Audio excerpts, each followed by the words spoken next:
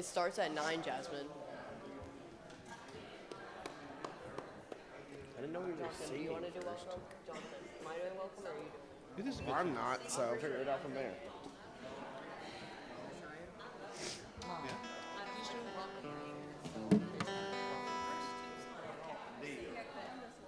The timing needs to be worked out. We just see. That's all. That's what you're. Good morning. Are we singing? Good morning. Ow. That's it. There we go. So, how was your guys' week? That's good to hear. Please join us and stand with so we sing I Thank God. Yo, you got it. You can't record it. You go. Yes, girl.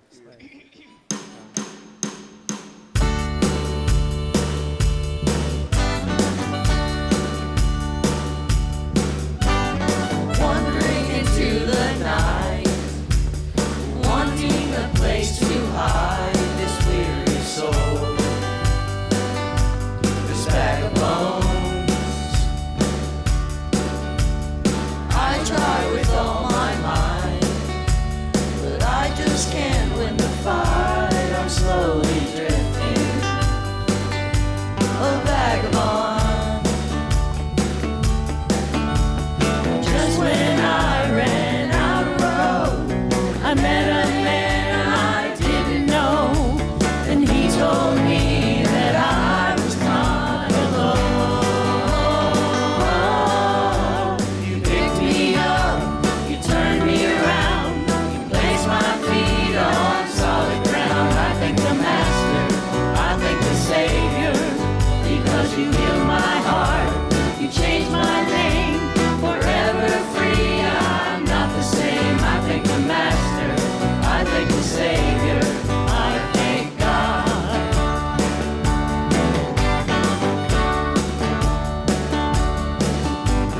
Cannot deny what I see. Got no choice but to believe. My doubts are burning like ashes in the wind. So long to my old friends, burden and bitterness, between the women. Now you're welcome here. Now until I walk streets of gold, I'll sing of how you saved my soul. This wayward son has found his way back home. You picked me up, you turned me around, you placed my feet on solid ground. I thank the Master, I thank the Savior, because you healed my heart, you changed my name. Forever free, I'm not the same. I thank the Master, I thank the Savior, I thank God.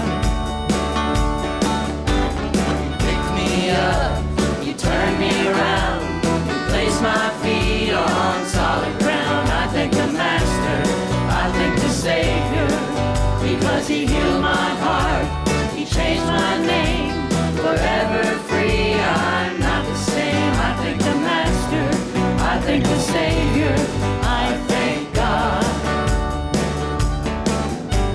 You picked me up, you turned me around, placed my feet on solid ground. I thank the Master, I thank the Savior, because you healed my heart, you changed my name. Forever free, I'm not the same. I thank the Master, I thank the Savior, I thank God.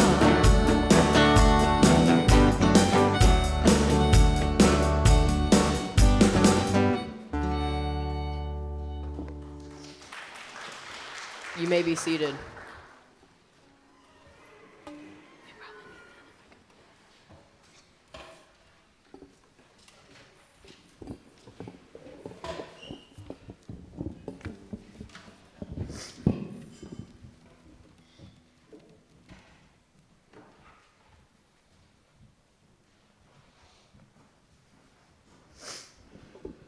Some were sick through their sinful ways.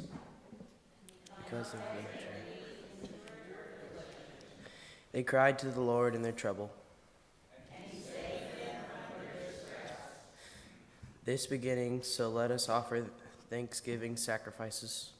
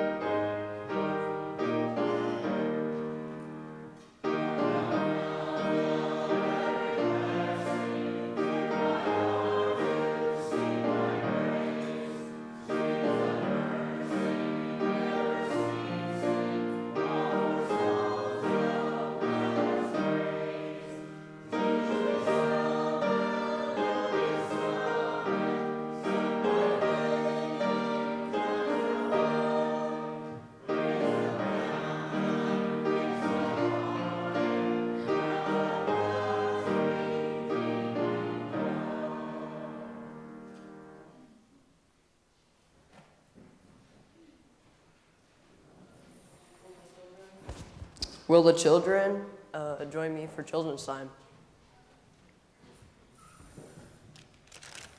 Oh.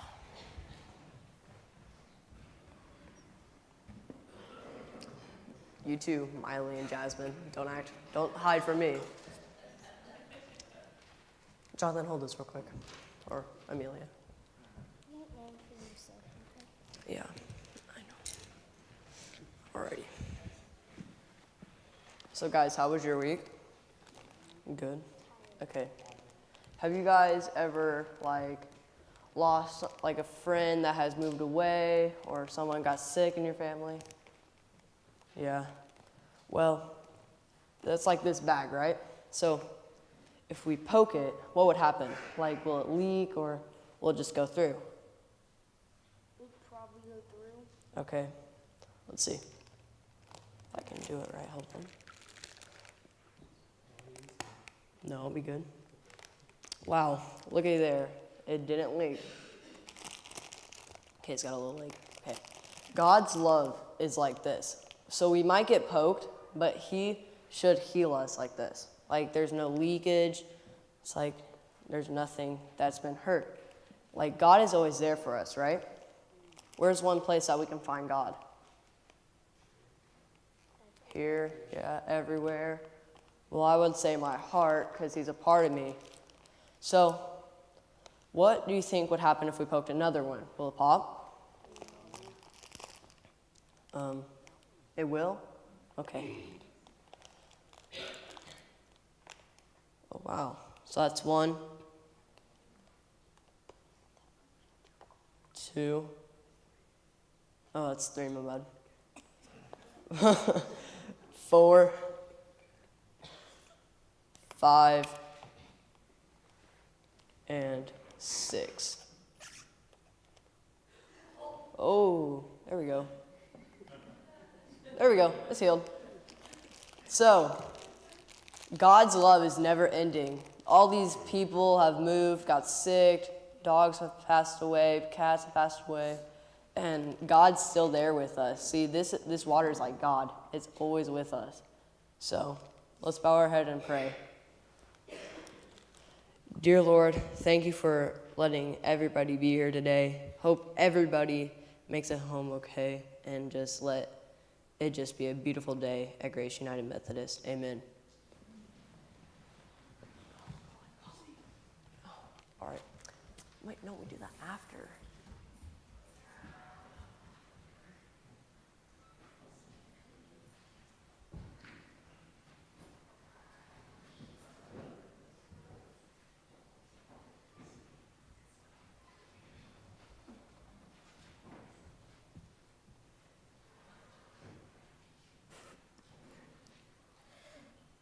From that time on, Jesus began to show his disciples that he must go to Jerusalem and undergo great suffering at the hands of the elders and chief priests and scribes, and be killed, and on the third day be risen. And Peter took him aside and began to rebuke him, saying, God forbid it, Lord. This must never happen to you. But he turned and said to Peter, "Get behind me, Satan. You are a stumbling block to me, for you are setting your mind not on divine things, but on human things."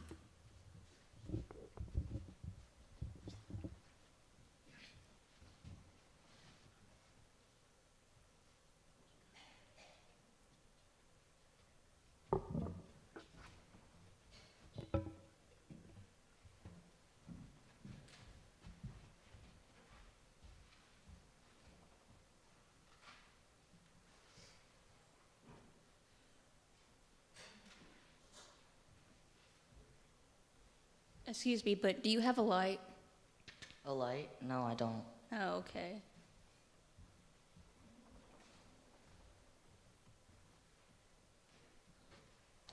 Hey, do you have a light?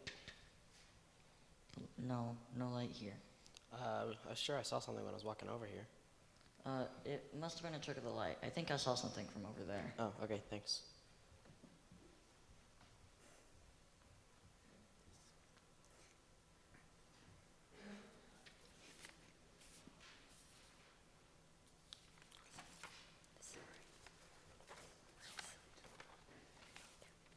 But are you sure? I definitely saw something. But why would he lie about it? Look, are you interested in the light or not? I guess there's no harm in asking again.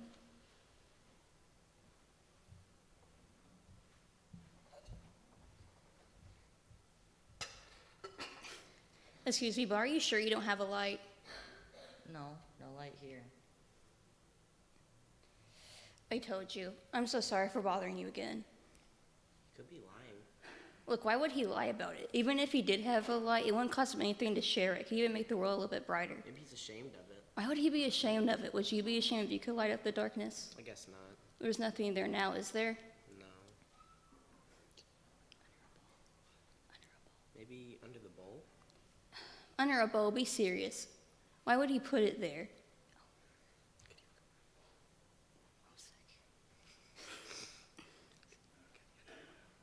He could even go out. Who knows what kind of, he can go out. You're right. Look, mate, I'm sorry.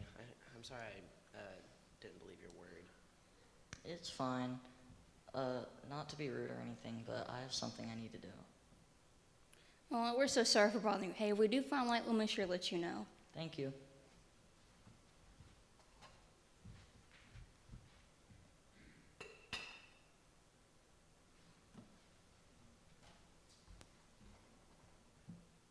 Hey, do you got a light? No, I don't. Okay.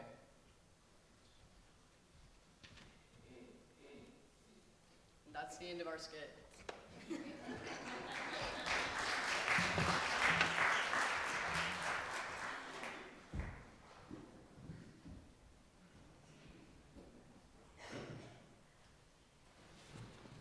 And it was a really good skit.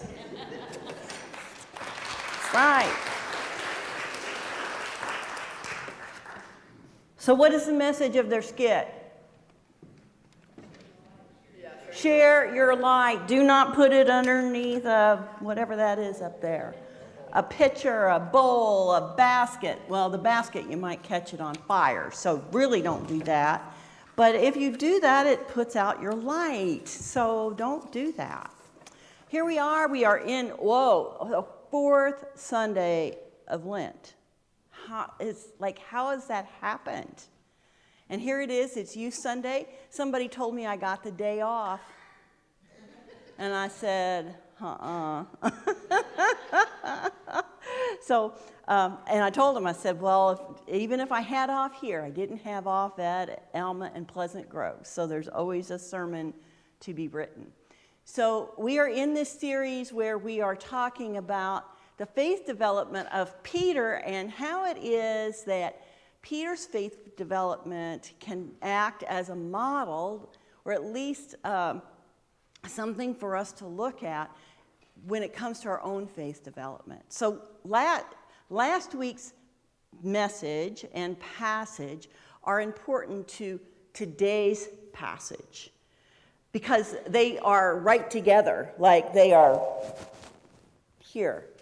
And for this series, that reading got cut in half, so we could get 2 Sundays out of 1. So today, you hear the second half of the interchange between Peter. Now, last week, for those of you who may not have been here, or you had a little nap, which is not unusual during the sermon, what happened in last week's passage was that Jesus asked the disciples, "Who do people say that I am?" And then he turns to his disciples and said, "And who do you say that I am?" And Peter, just being Peter, he up and just tells Jesus, "You are the Messiah, the anointed one of God." Thus, and he puts together with that something that is earth-shattering.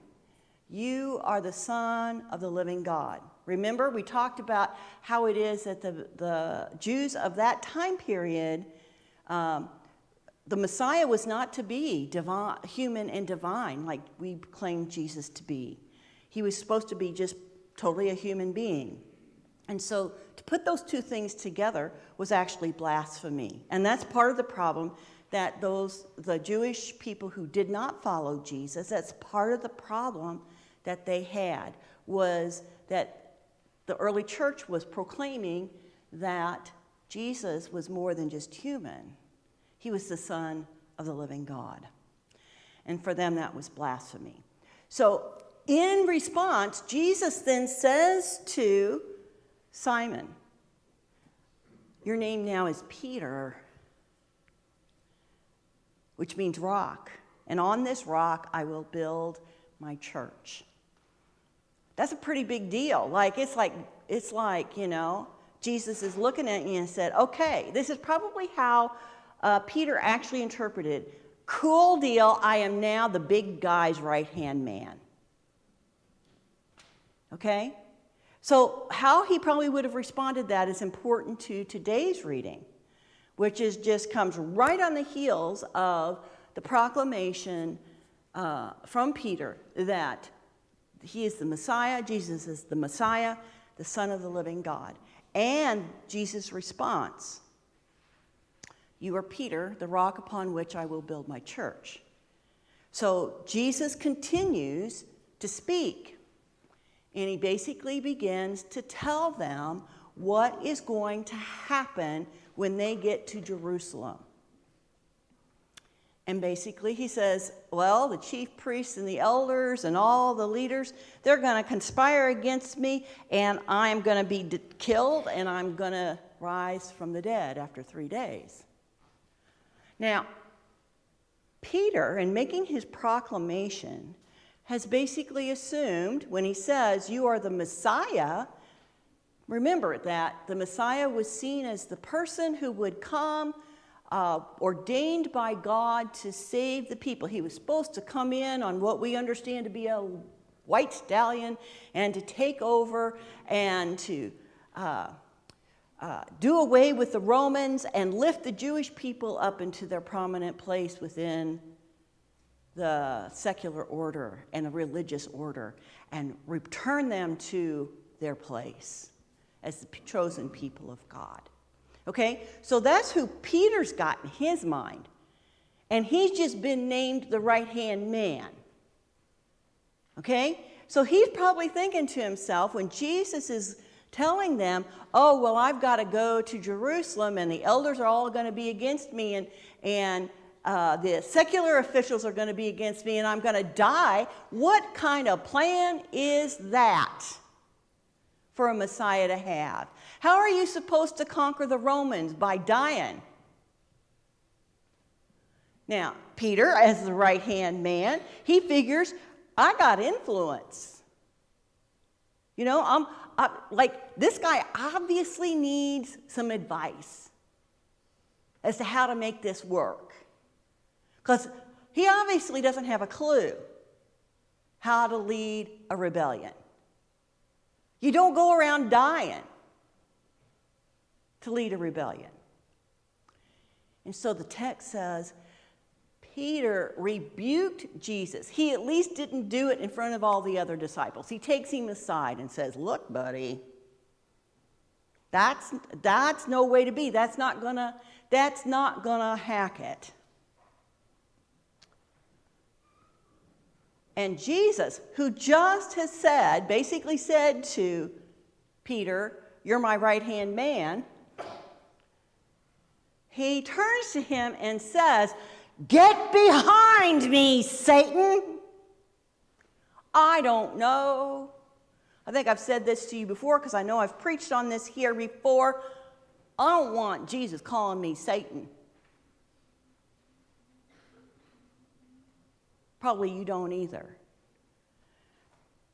Talk about a roller coaster of emotions. Talk about a roller coaster of identification from the lips of Jesus as to who Peter is.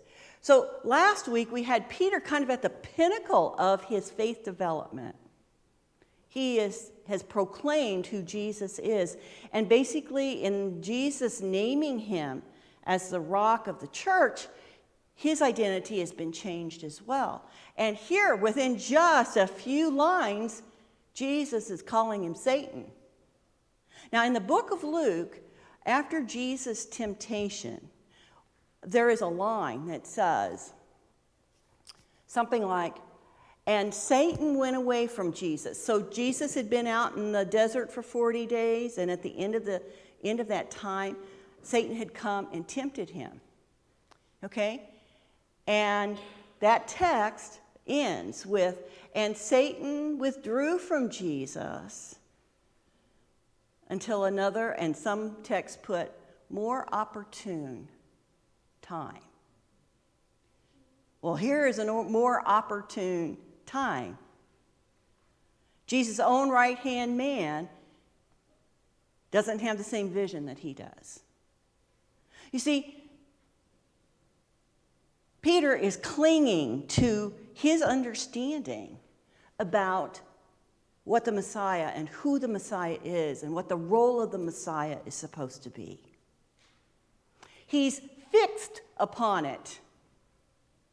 Got that little squirrel on the cover of your bulletin? He's fixed upon it. He's grabbing onto it with his little claws.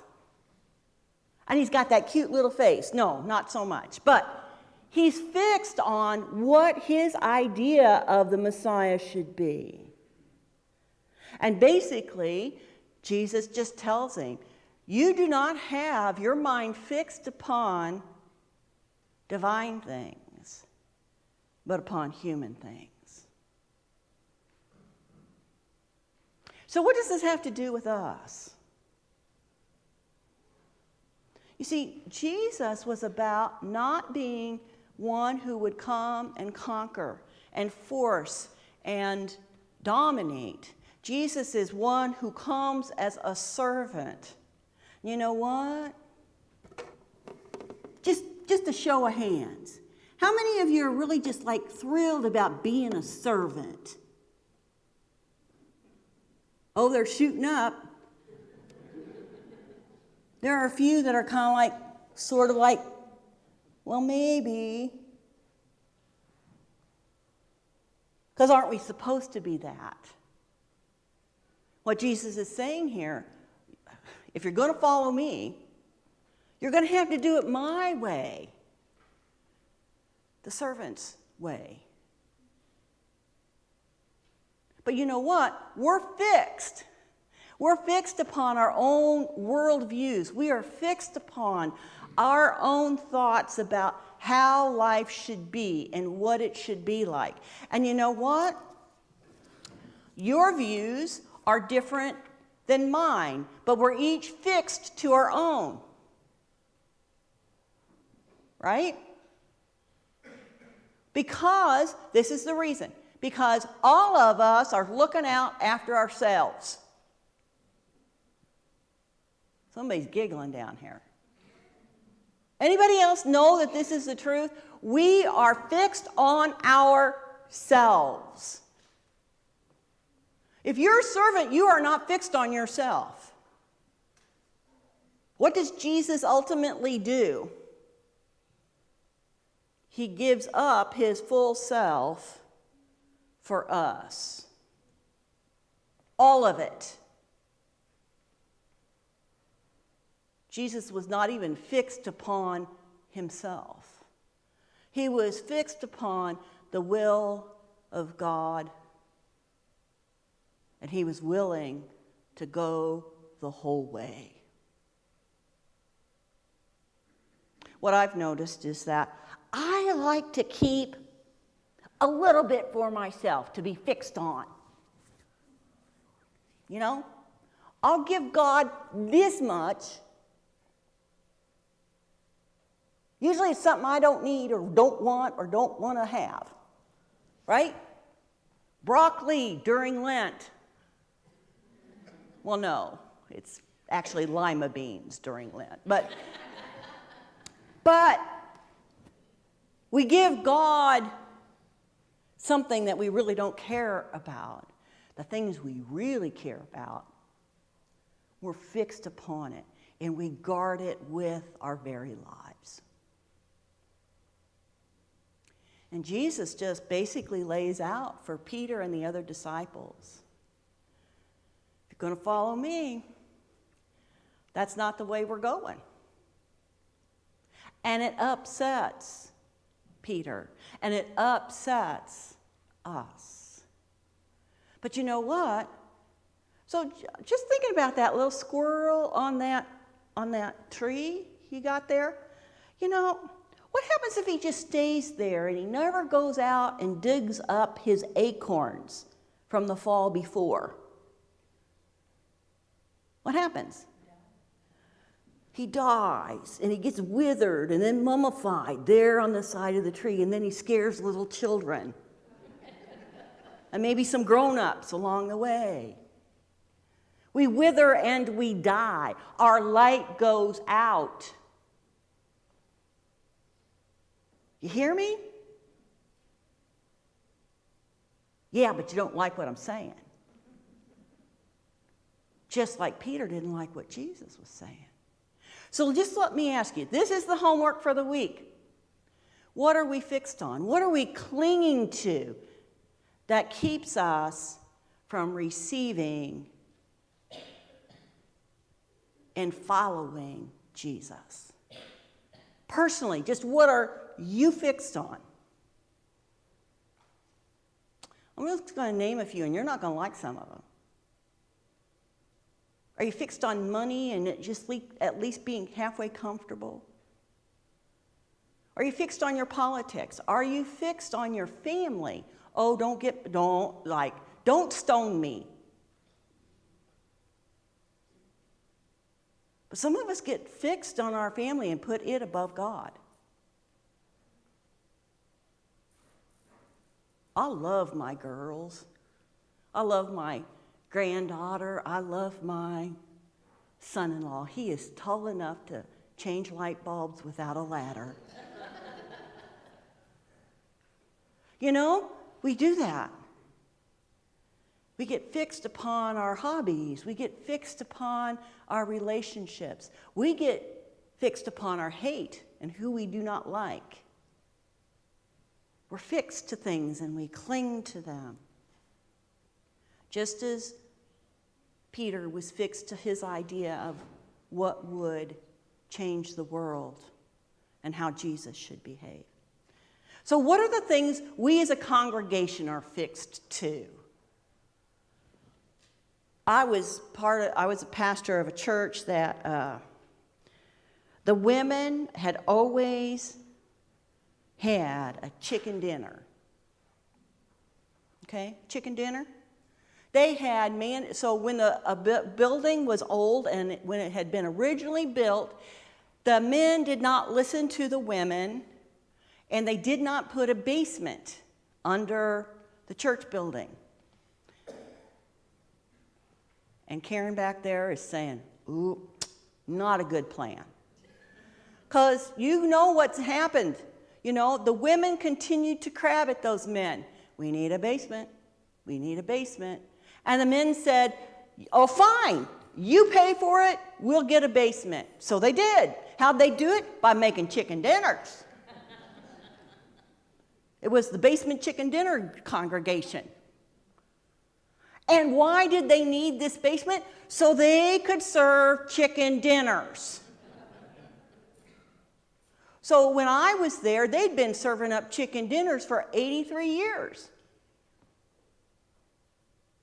And we could not have chicken dinners. Well, there's nothing wrong with chicken dinners. But it does become a problem when that's the only thing you do in the whole year as a congregation. Right? Being a church is not necessarily about serving up a chicken dinner every year. What are we as a congregation fixed on? Sometimes congregations are fixed on status. So you are what is known as a county seat church. Okay? So you're a county seat church, you're a Methodist church. So you were the county seat church where all of the professionals attended, like 100 years ago. And Frank Brinkerhoff back there is nodding his head. Now, we have some professionals in our congregation, but we also don't have some people who are professionals in our congregation. And you know what? Sometimes congregations who are county seat churches, they have a tendency to get nervous when someone who's not a professional darkens their door, like, oh my gosh, not sure we can have those folk in here. Well, come on now. Sometimes we get fixed on our status, our reputation. Sometimes we get fixed to our fear.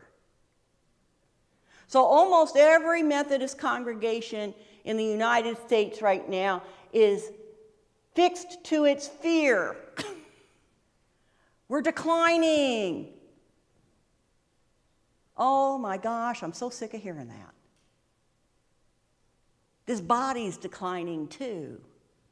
Believe me, I know. So is yours. And so, are we going to be fixed to that fear and continue to decline because we build up our walls around us to protect ourselves? Sometimes we get fixed upon our legacy and our traditions, our former identity, our inability to be honest about who we are now. Sometimes we just yearn for the glory days. You know what? Usually the glory days were not quite as glorious as we make them out to be. We are fixed as a nation to our elections and our divisiveness at this point. I can only say this because it's election time, and I'm not going to electioneer for anybody. I can't do that. But you all are like, we're all in our camps, aren't we? We can't even have a civil conversation usually. And our media are telling us what to think.